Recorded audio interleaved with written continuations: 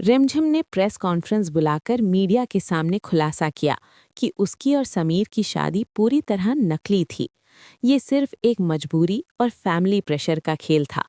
इस खुलासे से हवेली में तहलका मच गया। दादाजी गुस्से में रिमझिम को थप्पड़ मारते हैं। अब एक बहन का साथ देता है, जबकि मोहिनी और शक्ति सदमे में है। समीर चुप रहता है, लेकिन अंदर से टूट जाता है। क्या वो रिमझिम को सच में अपनाएगा, प्यार कबूल करेगा और इस फर्जी रिश्ते को असली बना लेगा, या दोनों अलग होकर आज़ादी चुनेंगे? ये फैसला सबकी जिंदगी बदल देगा। दोस्तों, आज की ये कहानी दिल को छू लेगी, क्योंकि आज रिमझिम ने वो सच बोल दिया जो सालों से उसके सीने में दबा था। सुबह की पहली किरण हवेली पर पड़ रही थी, लेकिन अंदर का माहौल जैसे तूफान आने वाला हो। रिमझिम तैयार होकर खड़ी थी, साड़ी पहने, सिंदूर नहीं, मंगलसूत्र नहीं, सिर्फ आंखों में दर्द। वो प्रेस कॉन्फ्रेंस के लिए जा रही थी। अविक ने हाथ पकड़ा। दीदी, सोच लो एक बार। लेकिन रिमझिम ने सिर हिलाया। नहीं अविक, अब और झूठ नहीं, सच बोलना ही पड़ेगा। प्रेस कॉन्फ्रेंस हॉल में कैमरे फ्लैश कर रहे थे। माइक पर रिमझिम खड़ी हुई। उसकी आवाज़ कांप रही थी, लेकिन मजबूत। मैं रिमझिम, आज आप सबके सामने एक बड़ा सच कहने आई हूँ। मेरी और समीर की शादी पूरी तरह नकली थी। हॉल में सन्नाटा छा गया। रिपोर्टर चिल्लाए, क्या फेक मैरिज? रिमझिम की आंखों में आंसू। हाँ, ये शादी सिर्फ एक मजबूरी थी, परिवार की इज्जत बचाने के लिए। लेकिन अब मैं और नहीं झेल सकती। ये झूठ मेरे प्यार को भी मार रहा था। हवेली में टीवी पर ये लाइव दिख रहा था।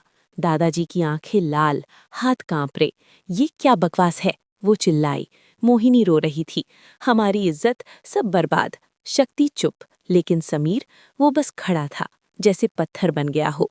उसकी आंखें स्क्रीन पर, रिमझिम पर टिकी हुई। दिल टूट रहा था। रिमझिम वापस हवेली लौटी। दरवाजा खुला और दादाजी ने आगे बढ़कर एक जोरदार थप्पड़ मारा। तूने हमारी इज्जत मिट्टी में मिला दी। रिमझिम गिरी, लेकिन उठी नहीं। अब एक दौड़ा। दादाजी, दीदी ने सच बोला, गलत क्या किया? समीर अभी भी चुप, लेकिन अंदर तूफान। वो कमरे में गया, अकेला, दीवार से सिर टेक कर रोया। रिमझिम, तूने क्यों किया ये? मैं तो तुझे। उसकी आवाज़ टूट गई। रात हो गई। रिमझिम अपना सामान पैक कर रही थी। मैं जा रही हूँ। अब ये हवेली मेरे लिए जेल बन गई है। अविक ने रोका। दीदी, मत जाओ। लेकिन रिमझिम, नहीं, मुझे आज़ादी चाहिए। तभी दरवाजे पर दस्तक। समीर खड़ा था, आंखें लाल, हाथ में कुछ कागज। रिमझिम, रुक। उसकी आवाज़ कांप रही थी। रिमझिम मुड़ी। क्या चाहिए अब समीर? सब खत्म हो गया। समीर घुटनों पर बैठ गया। मैं गलत था।